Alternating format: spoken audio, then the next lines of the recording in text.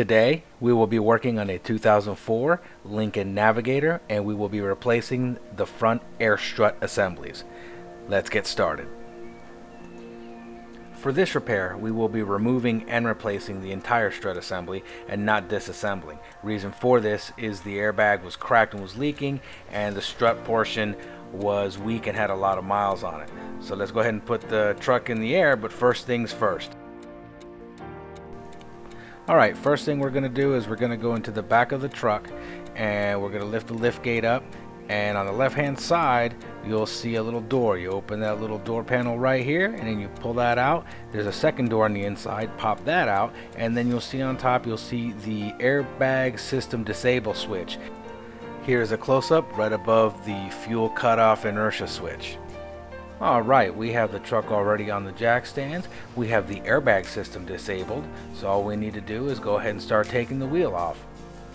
Now, since this truck has aftermarket rims, we are using aftermarket tuner lug nuts. Don't forget the spline socket, as it's very important to take these wheels off. If you're still stock, then well, you don't need to worry of that, of course.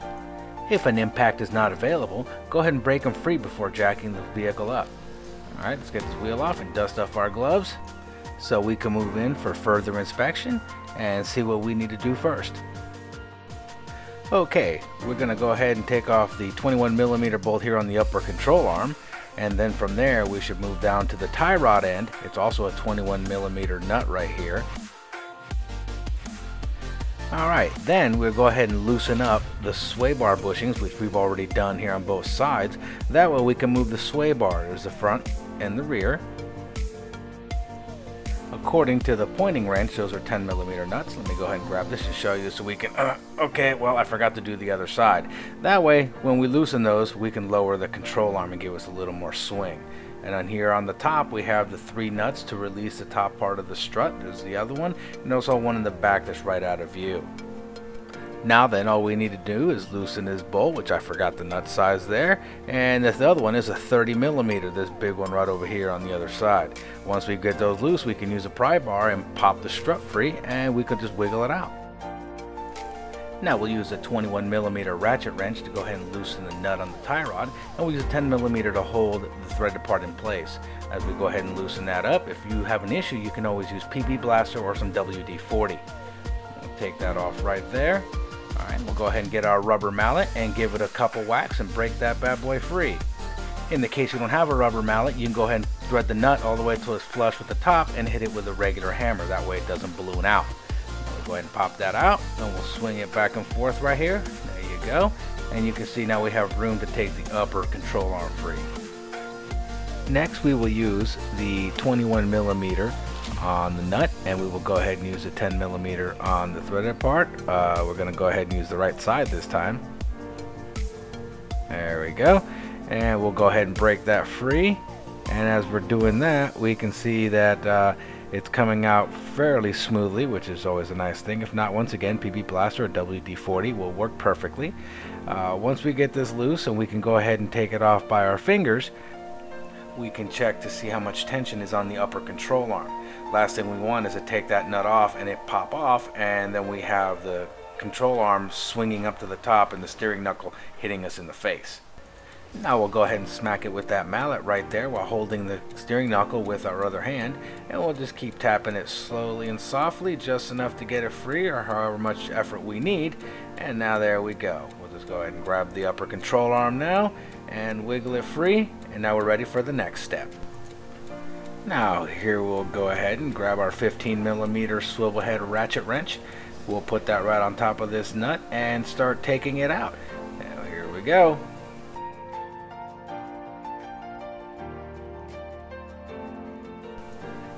And on to the next one. We'll start taking that one loose.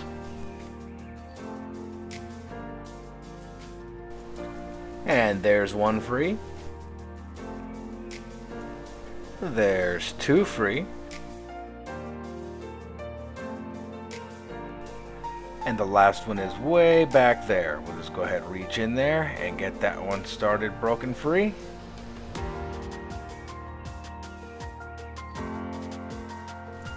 Now reach back in there with your fingers and twist it off.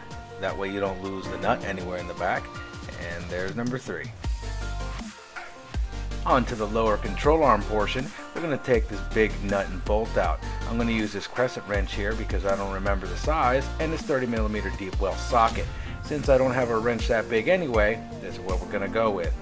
Now we're just going to use it for holding. We'll stick it right in there like that. And I highly recommend using an impact because this is a really tight bolt. There we go. Take that right off like that. Once we remove the nut all the way and take our wrench out, we will go ahead and use our rubber mallet to smack that bolt free. We'll do it flush against the flange on the lower control arm. Now what we need to do is take our pry bar, once that's all the way in there, and put it on the base of the strut just to wiggle it a little bit so that way we can take the bolt all the way out. There it is, and here we are. Now from the lower control arm, if you look up behind the upper control arm, you will see the air line right here on the right and the connector right there on the left. If you take the strut out a little bit from the lower control arm, you should be able to break them free easier from outside the strut bucket. At this point, we'll go ahead and grab a hold of the strut right here, put our trusty pry bar on the back of the control arm, and we'll push down, give it in a good old heave-ho, and we'll pull forward until the strut releases. Now be careful to hold the strut in place because we have to release all the connectors from the air strut air solenoid. While holding the strut, we'll release the air line by pushing up on the orange lock ring like a dis and pulling the line out simultaneously. Then we'll pull out the connector by pulling the two tangs out very carefully not to break them as they become brittle and pulling the connector right out. And that's it, all free. On to inspection and comparison, we see that the old strut has a reservoir which gave it a lower profile compared to the aftermarket. The new strut comes with new nuts, which is a plus, and also a nice finish end cap, which is also nice. It also includes a new air solenoid, which is also a great thing to have considering that the old one has old seals and they are prone to leakage. I just realized I need shoes as I look at this dry rotted airbag. Let's go ahead and get this bad boy installed.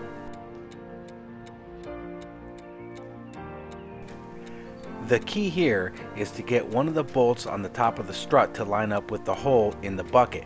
Once you get that lined up, you can then start a nut to hold the strut in place so that way you can get the bottom nut and bolt installed easier. Once you have successfully gotten it through the hole, you can go ahead and start the nut by hand so it looks like this. All we want to do is just hold it in place. Now the fun part begins. We're going to go ahead and spray both sides over here with some penetrating oil and also the tangs on the lower control arm. Then we're going to use our pry bar to push it in as we lower the control arm down with either a larger pry bar, or if you have a partner like I do, they can step on it and put their weight on it to help push it down. Well, as you can see in this case, we need the rubber mallet again to go ahead and help us get it started. Once we kind of bang it into place and it goes in there rather snugly, then we can go back and use the pry bar, push it into place, and that way it will seat properly. It takes a little bit of effort, but once you pop it in there and it goes in, you'll see the difference. At this stage, we'll go ahead and take our bolt and then we'll use our pry bar to wiggle the holes into alignment. Once we start wiggling, if we see it starts to line up, we'll take this bolt and do a little wiggle shuffle, and we can get that bolt to slide in just like that. Next, we'll give it a couple smacks with the rubber mallet just to make sure it's seated in. Then we'll take that nut, we'll go ahead and slide it in all the way to the base as close as we can. We'll go ahead and grab our adjustable wrench over here and our impact, and we'll set them both up just like that. And we'll give it a squeeze of the trigger, make sure it's nice and tight. You want to make sure it's really tight. Okay, now we'll grab the remaining nuts and begin to spin them onto the threaded portions of the upper strut assembly, making sure that they're not going in cross-threaded, as we don't want that issue later on down the road. And as soon as we get them threaded on there, we'll spin them down, go ahead and get our trusty ratchet wrench and begin tightening. Keep in mind when you're tightening the nuts on top that you're trying to make them snug and tight. You're not trying to shear the bolts off because that would be counterproductive and not fun and expensive. On to the electrical connector. It's keyed so it only goes in one way. If you manage to get it in the other way, I'd be impressed. Plugging in the airline is just as easy. You take the plastic end and plug it right into the orange hole, just like a this. And once you push it in there, you give it a little tug back, make sure it locks in place, and that's it. You're good to go. Once we have the strut completely installed, we can go ahead and take the upper control arm, take the ball joint portion, and push it right into the steering knuckle. And once it pushes it in, we can take our nut and get it started. In this case, you most likely will not need a jack to jack up the lower control arm to get them close together so they can reach. Now we'll grab our 15mm wrench for the nut and the 10mm for the spindle on the upper ball joint, and we'll get to tightening. When tightening, you can use an impact and a pry bar to put pressure on the upper ball joint if need be, but sometimes we found this is just a better way to do it. Finally, we'll just give it a couple dooga-doogas with the impact just to make sure it's nice and tight. Moving on to our steering component, first we'll take the nut off we put on the outer tie rod earlier just to avoid confusion, rotate the steering knuckle, slide the tie rod in until it's nice and smooth with the base, then we'll begin to thread the nut in until it either goes as far down as it can or it begins to get tight. And then we'll bring the 15 and 10mm wrenches over and get started. Now the impact and pry bar method can be used here if need be, but everything's going in pretty smoothly. Time to bring in the trusty impact, give it a couple more dooga-doogas just to make sure it's tight, and we're good to go. Finally, we can move down to the sway bar bushings, and the pointing wrench lied to us earlier. It's not a 10mm, it's a 13mm. We need to complete both sides before we go ahead and tighten these up. That being said, we're going to snug them up using a 3/8 impact rather than our manual wrench, as it will be easier. All we need to do now is get them flush with the frame on both sides, and once we've done that, then we can evenly tighten them down. Tightening of the sway bar bushings will require a little more dooga-doogas than we used before. The reason for this is if you don't tighten them all the way and they're nice and tight, you will get noise from suspension or steering after the repair. Now that we're satisfied with our completed repair, we can go ahead and roll the wheel back on and line it up with the wheel studs. If you have not completed the other side, do not tighten up the sway bar bushings, and go ahead and put this wheel back on just so you know you've completed it. It's just a mirror of this side. As you're installing the lug nuts, make sure the wheel studs are free of dirt and debris, and we'll go ahead and tighten these up to 150 foot-pounds. That is the torque specification. Make sure you're tightening the lug nuts in a crisscross star pattern so that way the wheel will seat properly against the hub. On a side note, anytime you have steering or suspension work done, you should have the alignment checked. In this case, since we didn't touch any of the alignment points, we should go ahead and have it checked anyway to make sure everything is within specification. Here are the tools that we use for this repair. Please see our website for additional details. Please click like and subscribe, and click on the bell icon to be notified when new informative videos are available. Help support us on Patreon so we can bring you more informative videos. Please visit us on Facebook and Instagram, and all the links will be provided on the description below. Thanks for watching.